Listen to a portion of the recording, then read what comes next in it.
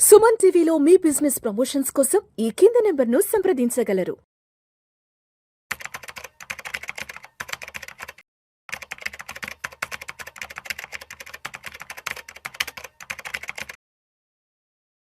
Sir నమస్తే sir Ramachandramurthy గారు. నమస్తే విష్ణు గారు. Welcome to Vishnu talks. Thank you sir Ramachandramurthy గారు, బంగారం వెండి ధరలు దీపావళి తర్వాత నుంచి కాస్తింత శాంతించాయి, చల్లబడ్డాయి.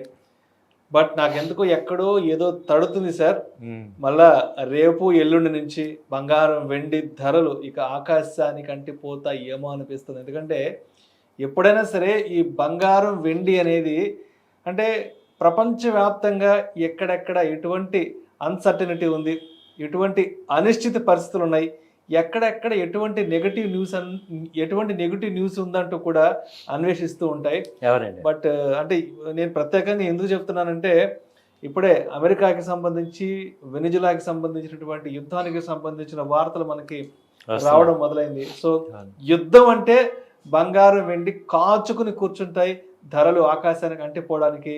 మరి అక్కడ కనుక మరి యుద్ధ వాతావరణం నెలకొంటే మరి ఈ బంగారం వెండి ధరల పరుగులు ఏ స్థాయిలో ఉండే అవకాశం ఉందంటారు? అవునండి, యాక్చువల్గా అందరం కూడా ఇండియా ప్రజలందరం ఈ వారం ఊపిరి పీల్చుకున్నాం. యాక్చువల్గా సిల్వర్ అసలు 2 లక్షలు దాటిపోద్దేమో అనుకున్నాం. 1,70,000 నుంచి ఇప్పుడు 1,45,50 వచ్చి 50 దగ్గర ఉంది. అలాగే గోల్డ్ 1,30,000 నుంచి ఇప్పుడు 120 దాకా ఉంది. సో యాక్చువల్గా ఏంటంటే 2 డేస్ బ్యాక్ కూడా గోల్డ్ తగ్గింది. ఇప్పుడు మళ్ళీ మీరన్న న్యూస్తో మళ్ళీ ఇంటర్నేషనల్గా $4,000 పర్ ఔన్స్కి వచ్చేసింది. అంతకుముందు హై 4,400, మొన్న 3,900కి వచ్చి కొంచెం ఇంకా అక్కడి నుంచి కరెక్షన్ వస్తుందిలే అనుకుంటే ఈ న్యూస్ వల్ల మీరు అన్నట్టు గోల్డ్ సిల్వర్ ఎదురు చూస్తుంటే ఏది అన్సర్టనిటీ ఎక్కడుంది, ఎక్కడ యుద్ధాలు జనాలు కొట్టుకు ఎదురు చూస్తుంటే. సో ఈసారి కనుక ర్యాలీ వస్తే అది చాలా ఫాస్ట్ హై ర్యాలీ వచ్చే ఛాన్స్ ఉంది. అట్ ద సేమ్ టైం ఏమవుతుందంటే అండర్ కరెంట్గా గోల్డ్కి సిల్వర్కి ఇప్పుడు డాలర్స్ని ఎవరు నమ్మట్లేదు కాబట్టి ఈ వరల్డ్ బ్యాంక్స్ అన్నీ కూడా ఈ గోల్డ్ సిల్వర్ ఫిజికల్గా కొంటున్నాయి, స్టోర్ చేస్తున్నాయి. సో దాంతో ఏంటంటే ఇది ర్యాలీ అనేది కంటిన్యూ అవుతుంది. ప్రజెంట్ ఒక ఫేజ్లో ఆగింది, కానీ ఇదైతే ర్యాలీ కంటిన్యూ అయ్యే ఛాన్సెసే ఉన్నాయి. ఈవెన్ గోల్డ్ కన్నా సిల్వర్ కూడా ఎక్కువ ర్యాలీ వచ్చే ఛాన్సెస్ ఎక్కువే ఉన్నాయి. ఎందుకంటే సిల్వర్కి ఇప్పుడు చాలా ఇండస్ట్రియల్ యూసేజెస్ చాలా ఉన్నాయి. దాదాపు 10 ఇండస్ట్రీస్ యూజ్ చేస్తున్నాయి సిల్వర్ని. అంతకుముందు ఒక 3-4 ఇండస్ట్రీసే యూజ్ చేసేవి.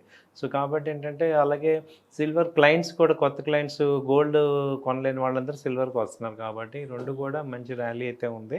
సో ఉన్న ర్యాలీలో ఇప్పుడు ఆల్రెడీ పాజ్ అయింది కాబట్టి ఇది కొంచెం ఇక్కడి నుంచి కూడా బెటర్ రేట్లే ఉన్నాయి. అంతకుముందు కంపేర్ చేస్తే ఇంకా పెరిగే ఛాన్సెస్ కనపడుతున్నాయి. టెక్నికల్గా కూడా మనకి అంటే వీక్లీ చార్ట్స్ డౌన్ చూపిస్తున్నాయి, కానీ ఫండమెంటల్ న్యూస్ ఉంది కాబట్టి సో లాస్ట్ 1 వీక్ నుంచి $4,000 దగ్గర మేజర్ సపోర్ట్ తీసుకుంది. సో ఏమాత్రం బరస్ట్ అయినా కానీ ఇక ఈసారి ఆపలేము. సరే, అయితే అంటే మొన్న దీపావళికి ముందంతా కూడా కొనాలా వద్దా, కొనగలమా లేదా అంటూ కూడా కొంత సంశయించారు. సరే, దీపావళి తర్వాత నుంచి అవి కూడా చల్లబడ్డాయి. పబ్లిక్ కూడా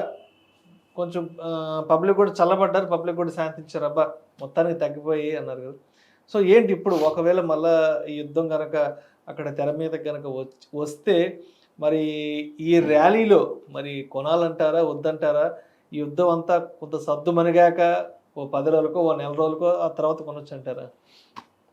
ఇప్పుడు దీనిలో 2 రకాలండి. గోల్డ్ ఇన్వెస్ట్ చేయాలంటే 2 రకాలు. ఒకటి ఏంటంటే షార్ట్ టర్మ్ ట్రేడ్ చేసుకొని బెనిఫిట్ అవ్వాలంటే గోల్డ్ బీస్ కానీ డిజిటల్ గోల్డ్ కానీ కొనుక్కొని షార్ట్ టర్మ్లో బెనిఫిట్ తీసుకోవచ్చు. లాంగ్ టర్మ్లో ఇన్వెస్ట్ చేసే వాళ్ళు ఏంటంటే అసలు మీరు అసలు నెక్స్ట్ 4-5 ఇయర్స్ కళ్ళు మూసుకొని కొనుక్కోవటమే. ఎందుకంటే మళ్ళీ 70,000 80,000 ఇంక రావు. అది అయిపోయింది, అయిపోయినాయి. మన కళ్ళ ముందు 1 lakh దాటింది, ఇంకా 1 lakh బేస్ అయిపోయింది. ఇప్పుడు 1,20,000 ఉంది. మహా దిగితే 1,10,000 వస్తుంది, కానీ ఇంకా 1,10,000 బేస్ అయిపోతుంది.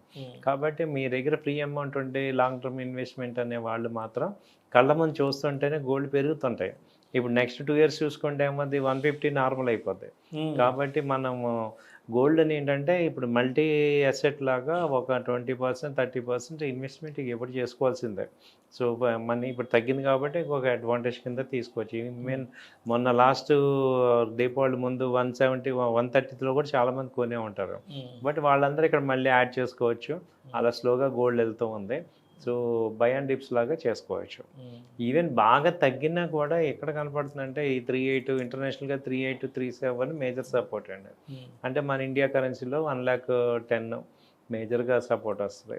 అప్పుడు లాస్ట్ టైం మనం తగ్గుతుందని అనుకున్నాం, చెప్పాము, తగ్గింది. సో ఇక్కడ మేజర్ ఇంకో 10,000 అంతకు మించి ఛాన్సెస్ లేవు. ఎందుకంటే ఇక్కడ మన ఇండియన్ పీపుల్ ఏమయ్యారంటే ఒక 30,000 పెరిగి ఒక 20,000 తగ్గింది అనుకోండి, వాళ్ళకి ఏమవుతుందంటే బాగా తగ్గిపోయింది అనిపిస్తుంది. యాక్చువల్గా అది ఎక్కడి నుంచి పెరిగింది, 80 నుంచి 130 దాకా వెళ్ళి ఇప్పుడు 120కి అలా వచ్చింది అనుకోండి, మనం ఏమనుకుంటున్నాం ఓకే తగ్గిందిలే అనుకుంటాం, కానీ బయట ఎంత పెరిగింది అనేది మనకి చూసుకుంటే వేరియేషన్స్ చాలా ఎక్కువ పెరిగింది. బట్ ఇది స్టేబుల్ అయిపోయింది.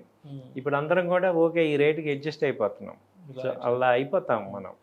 అండ్ అదేవిధంగా ఇదే టైంలో ఈ మధ్య గోల్డ్ ఈటీఎఫ్లు కూడా బాగా లైమ్ లైట్లోకి వచ్చాయి. గోల్డ్ ఈటీఎఫ్లు కూడా బాగా రిటర్న్స్ వస్తున్నాయి కూడా మనకి అవునండి రెగ్యులర్గా ఆర్టికల్స్ వస్తున్నాయి. కాబట్టి సరే ఇప్పుడు ఈ ఫిజికల్ గోల్డ్తో పాలు ఏముంది, ఇంట్లో తరుగులు కూలీలు లేదంటే ఇంకేదో యుద్ధం అంటారు, ఈ నాన్ సెన్స్ ఈ న్యూసెన్స్ అంతా వద్దనుకుంటే గోల్డ్ ఈటీఎఫ్ల పైన ఎంతవరకు కాన్సన్ట్రేట్ చేయొచ్చు అంటారు?